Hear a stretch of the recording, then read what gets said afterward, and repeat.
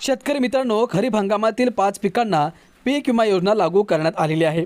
शेतकरी बांधवांनो, ते 5 पिकं कोणते आहेत आणि कशा प्रकारे त्याची नोंदणी करून त्या पिकांचा विमा लागू करायचा आहे, सविस्तर माहिती आजच्या व्हिडिओच्या माध्यमातून आपण जाणून घेणार आहोत मित्रांनो। तसेच हा विमा लागू करण्यासाठी तुम्हाला कशा प्रकारे अर्ज करायचा आहे ते देखील आपण जाणून घेणार आहोत। त्यामुळे हा व्हिडिओ तुम्ही पूर्ण बघा आणि आपल्या माझी माहिती या यूट्यूब चॅनलला सबस्क्राईब नक्कीच करा। तर चला मित्रांनो, जास्त वेळ न घेता आजच्या व्हिडिओला आपण सुरुवात करूयात। शेतकरी मित्रांनो, यंदाच्या खरीप हंगामात पंतप्रधान पीक विमा योजना परभणी जिल्ह्यातील कपाशी, सोयाबीन, तूर, मूग आणि उडीद या 5 पिकांना लागू करण्यात आली आहे।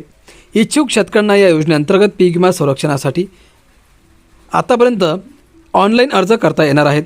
ॲग्रीस्टॅग नोंदणी असलेल्या शेतकऱ्यांनाच या योजनेत सहभागी होता येईल। चुकीच्या पद्धतीने विमा अर्ज भरून गैरफायदा घेतल्याचे आढळल्यास संबंधित शेतकऱ्यांना पुढील 5 वर्षे कृषी विभागाच्या विविध योजनांचा लाभ दिला जाणार नसल्याचे कृषी विभागाच्या सूत्रांनी सांगितले। परभणी जिल्ह्यात यंदा पीक विमा योजनेच्या अंमलबजावणीसाठी United India insurance company limited यांची नियुक्ती करण्यात आली आहे। सुधारित पीक विमा योजनेनुसार अधिसूचित महसूल मंडळांमध्ये चालू वर्षातील सरासरी उत्पादन उंबरठा उत्पादनापेक्षा कमी आल्यास शेतकऱ्यांना पीक विमा भरपाई देय राहील।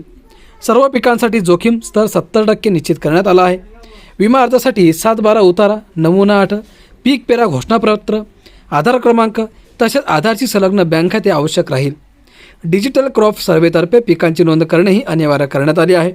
प्रत्यक्ष पेरणी केलेले पीक आणि विमा अर्जात नमूद केलेले पीक यामध्ये तफावत आढळल्यास डिजिटल क्रॉप सर्वेमधील नोंद अंतिम ग्राह्य धरली जाईल।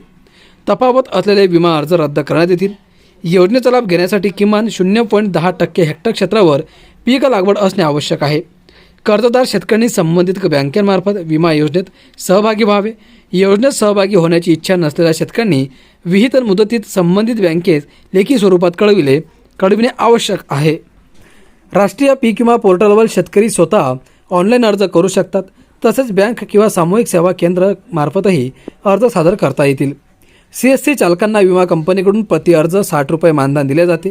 त्यामुळे शेतकऱ्यांनी विमा हप्त्या व्यतिरिक्त कोणतेही अतिरिक्त शुल्क देऊ नये।